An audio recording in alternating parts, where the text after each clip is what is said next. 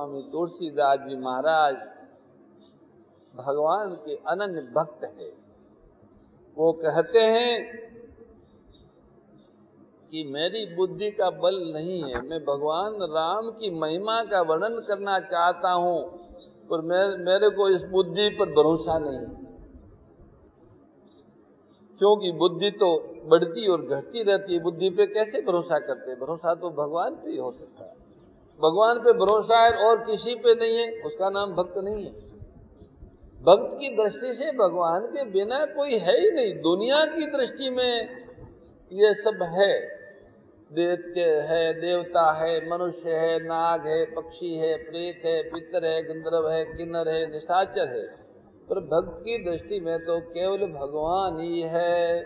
सब में भगवान है, इसलिए वो सबकी वंदना करते हैं और सबसे कहते हैं कि मैं श्री रघुनाथ जी के गुणों का वर्णन करना चाहता हूँ, परंतु मेरी बुद्धि बहुत छोटी है और श्री राम जी का चरित्र अथाह है।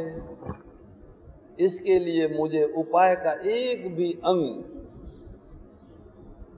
कोई उपाय सूझता नहीं। मेरे मन और बुद्धि कंगाल है, किंतु मनोरथ राजा है। करन चहूँ रघुपति गुण गाहा, लघुमति मोरी चरित अवगाहा। सुजन ये कहू अंग उपाओ, मन मति रंक मनोरथ राओ। आहा, मेरी बुद्धि तो अत्यंत नीची है और चाह बड़ी ऊंची है। चाह तो अमृत पाने की है, पर जगत में छाछ भी मिलती नहीं है। सज्जन लोग मेरी जिठाई को क्षमा करेंगे और मेरे बाल वचनों को मन लगाकर प्रेम पूर्वक सुनेंगे। जैसे बालक जब तोतले वचन बोलता है तो उसके माता पिता उन्हें प्रसन्न मन से सुनते हैं, किंतु क्रूर कुटिल और बुरे विचार वाले लोग जो दूसरों के दोषों को ही आभूषण रूप से धारण किए रहते हैं, जिन्हें पराये दोष प्यारे लगते हैं, वो तो हंसेंगे। इसमें पराये दोषों का वर्णन नहीं है, राम जी के यश का वर्णन है।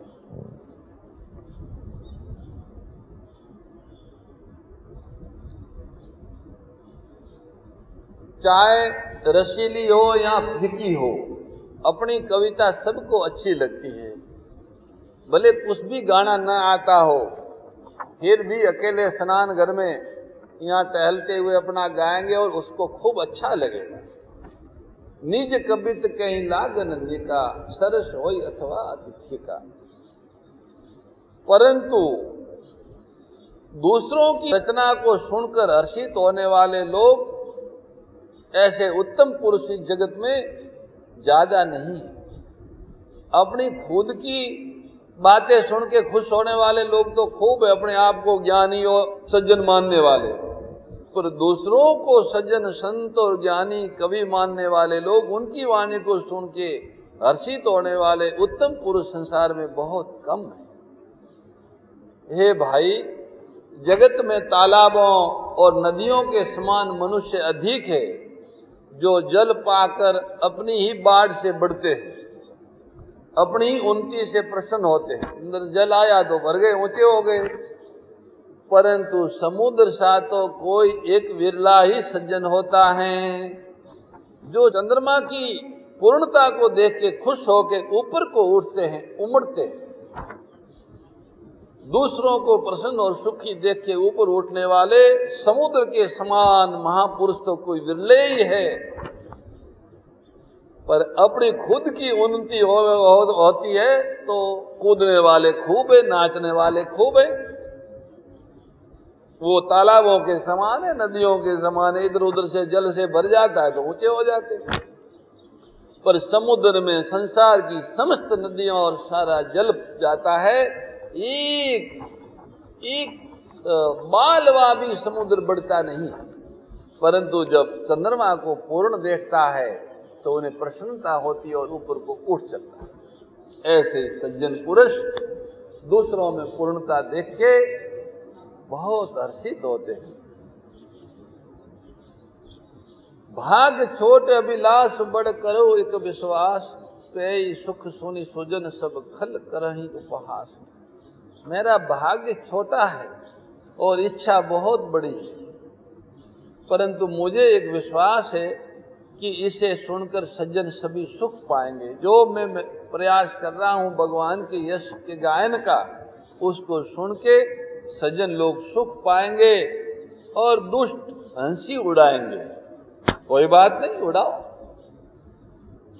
किंतु दुष्टों के हंसने से मेरा हित ही होगा। मधुर कंठ वाली कोयल को कोए तो कठोर ही कहा करते हैं, जैसे बगुले हंसों को और मेढक पपैयों को हंसते हैं, वैसे ही मलिन मन वाले दुष्ट निर्मल वाणी को हंसते हैं। मैं तो साफ कह रहा हूं,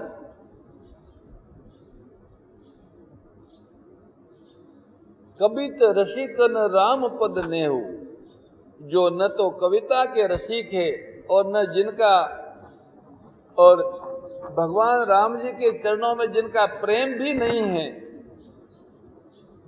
भगवान के चरणों में प्रेम भी नहीं है, कविता भी अच्छी नहीं लगती है, उनको तो भाई ये सुखद नहीं होगा।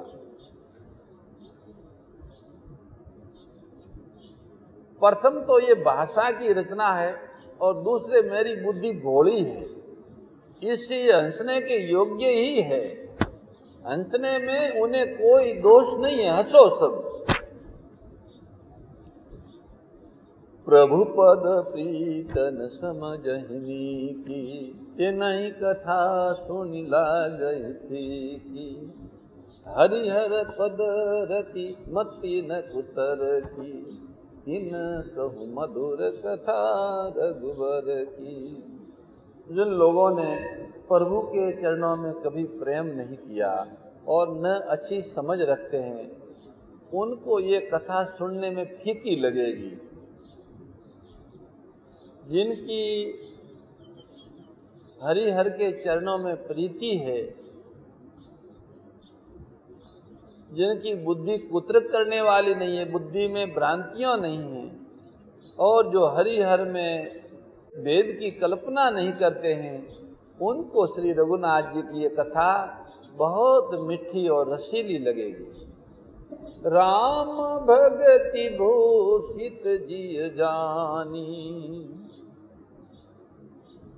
सुने सजन सराय सुबानी। सज्जन गण इस कथा को अपने जी में श्री राम जी की भक्ति से भूषित जानकर सुंदर वाणी से सराहना करते हुए सुनेंगे। मैं न तो कवि हूँ, न वाक्य रचना में कुशल हूँ, मैं तो सब कलाओं तथा सब विद्याओं से रहित हूँ।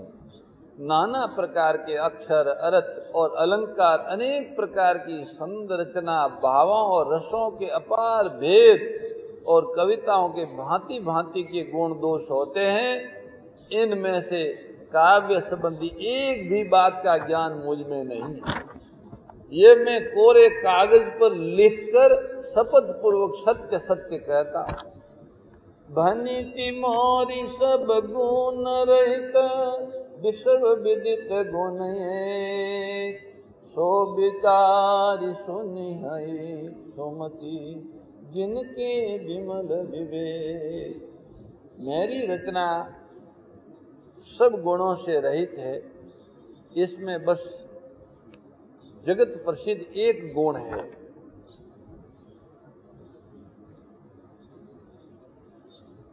भगवान का जो चरित्र है उससे विचार कर अच्छी बुद्धि वाले पुरुष जिनके निर्मल ज्ञान है इसको सुनेंगे। इसमें रघुनाथ जी का उदार नाम है, ये समझकर इस कथा को सज्जन लोग सुनेंगे, जो अत्यंत पवित्र है। वेद पुराणों का सार है, कल्याण का भवन है और अमंगलों को हरने वाला है, जिसे पार्वती जी सहित भगवान शिव जी सदा जपा करते हैं। ऐसी ये कथा है। एहि रघुपति नाम उदारा, अति पावन पुराण श्रुति सारा। मंगल भवन मंगलयारी, उमा सहित जय जपत पुरारी। जिनका जब उमा सहित भगवान शिव निरंतर करते हैं, वह अत्यंत पवित्र और सबका कल्याण करने वाला भगवान का नाम इस कथा में है।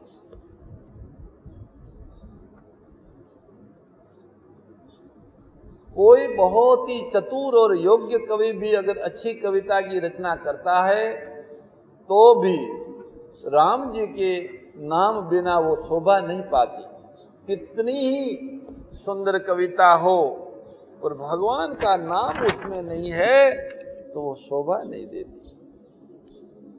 ठीक इसके विपरीत कुकवि रची हुई, अयोग्य कवि के द्वारा रची हुई, सब गुणों से रहित होने पर भी जिस कविता में भगवान राम के नाम एवं यश का वर्णन है, उसको सुनकर बुद्धिमान लोग खूब आदर करते हैं, क्योंकि संत जन भौरे की भांति गुणों को ही ग्रहण करने वाले होते हैं। जो सज्जन और संत होते वो ऊपर का आवरण नहीं देखते, कैसी कविता बनाई है, कैसे शब्द है, उसमें कहा क्या जा रहा है, उसी को वे ग्रहण करते हैं। यद्यपि मेरी इस रचना में कविता का एक भी रस नहीं है, तथापि इसमें श्री राम जी का प्रताप प्रकट है।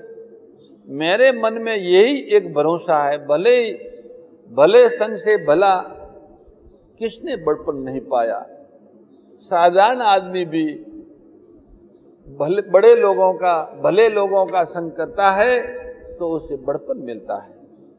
ऐसे मेरी कविता का संग भगवान के यश के साथ हो गया है, इसलिए ये कविता संसार में बड़ी हो जाएगी, ऐसा मुझे भरोसा है, विश्वास है। धुआं भी अगर के संग से सुगंधित होकर अपने स्वाभाविक कड़वेपन को छोड़ देता है। धुआं अगर के साथ मिलाते हैं तो सुगंध फैलाता है, जबकि उसमें कड़वापन होता है। ऐसे ही मेरी कविता अवश्य बदी है, धुआं जैसी है, परंतु इसमें जगत का कल्याण करने वाली राम कथा रूपी उत्तम सुगंध वस्तु का इस मिली हुई है, उसका वर्णन किया गया है। इससे ये भी बहुत अच्छी समझी जाएगी। मंगल करनी कलिमल हरनी, तुलसी कथा रघुनाथ की, गति कूर कविता सरित की, जो सरित पावन पाथ की। प्रभु सुजस संगति भनिति भली, होय सुजन मन भावनी, भव अंग भूति मसान की, सुमिरत सुहावनी पावनी। पीर लागई अति समय मम, भनित राम जस संग, दारु विचारु की करही को, बंद्यौ मल प्रसंग। गोस्वामी जी कहते हैं कि भैया राम जी के यश के संग से मेरी कविता सभी को अत्यंत प्रिय लगेगी। जैसे मल्य पर्वत के संग से काष्ठ मात्र वंदनीय हो जाता है, चंदन बनकर वंदनीय हो जाता है। जो भी मल्य पर्वत पे निकलता है तो सुगंधित चंदन बन जाता है। फिर क्या काठ की तुष्टता का विचार कोई नहीं करता, चंदन है जिसके भगवान के सिर पे लगाते हैं। श्यामा गो काली होने पर भी उसका दूध उज्जवल और बहुत गुणकारी होता है, यही समझकर सब लोग उसे पीते हैं। इसी तरह गंवारू भाषा में होने पर भी श्री सीताराम जी के यश को बुद्धिमान लोग बड़े चाव से गाते और सुनते हैं।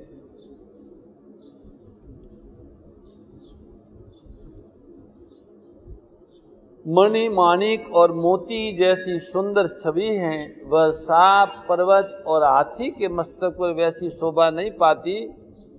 राजा के मुकुट और नवयुवती स्त्री के शरीर को पाकर ये सब अधिक शोभा को प्राप्त होते हैं। मणि, माणिक और मोती, ये तीनों ही सांप के यहाँ पर्वत के ऊपर रखने से अच्छे नहीं लगते, राजा के यहाँ युवा स्त्री के शरीर पर अच्छे लगते हैं।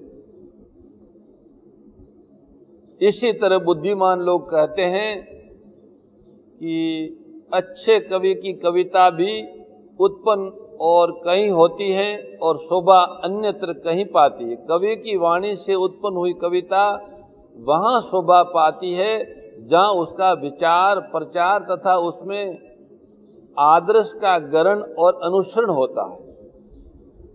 कवि के स्मरण करते ही उसकी भक्ति के कारण सरस्वती जी ब्रह्मा जी को छोड़कर पृथ्वी पर दौड़ आती है। जब कोई कवि भगवान की महिमा का गान करने के लिए सरस्वती जी का स्मरण करता है तो सरस्वती जी दौड़ आती।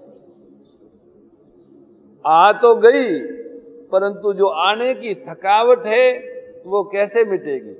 वो तभी मिटेगी जब रामचरित्र रूपी सरोवर में उन्हें नहलाया जाएगा। अगर रामचरित्र रूपी सरोवर में उन्हें स्नान नहीं कराते तो करोड़ों उपायों से भी सरस्वती जी की थकावट नहीं जाती। कवि और पंडित अपने हृदय में ऐसा विचार करके कलयुग के पापों को हरने वाले श्री हरि के यश का गान करते हैं।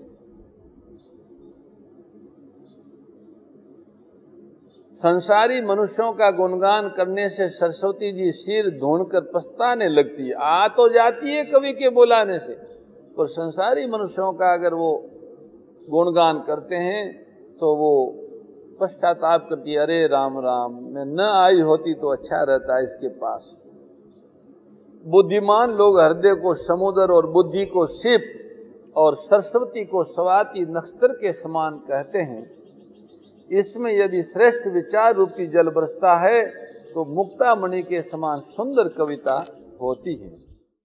परम श्रद्धेय गौरीशी स्वामी श्री दत्त शरणानंद जी महाराज की प्रेरणा व मार्गदर्शन में विश्व के सबसे बड़े गौ सेवा संस्थान श्री गोधाम महातीर्थ पथमेड़ा द्वारा संरक्षित लाखों बीमार, विकलांग, वृद्ध एवं अशक्त गोवंश वेद लक्षणा गोमाता की सेवा के साथ साथ भारतीय गोवंश का संरक्षण, संपोषण, संवर्धन एवं उनसे प्राप्त पंचगव्यों का परिष्करण व विनियोग करना, घर घर गोपालन, गो अभ्यारण्य, घास चारा उत्पादन हेतु गोचर भूमि का विकास, गोपालन लोक संस्कृति के पुनर्जागरण हेतु वेद लक्षणा गो महिमा का प्रचार प्रसार करना तथा गोपालक किसानों के स्वावलंबन हेतु गो कृषि अन्न एवं गो दुग्धान का गुणवत्ता युक्त बाजार तैयार करना श्री गोधाम महातीर्थ का पावन उद्देश्य है। आप सभी दानदाता श्री गोधाम महातीर्थ पथमेड़ा द्वारा संचालित गो सेवा महाअभियान में बढ़ चढ़कर सहयोग कर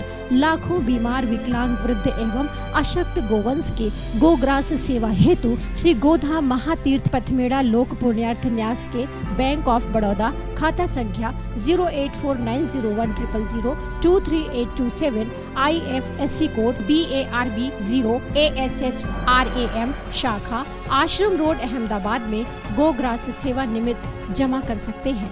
अधिक जानकारी के लिए संपर्क करें 7742093179 7665059999 7073000151।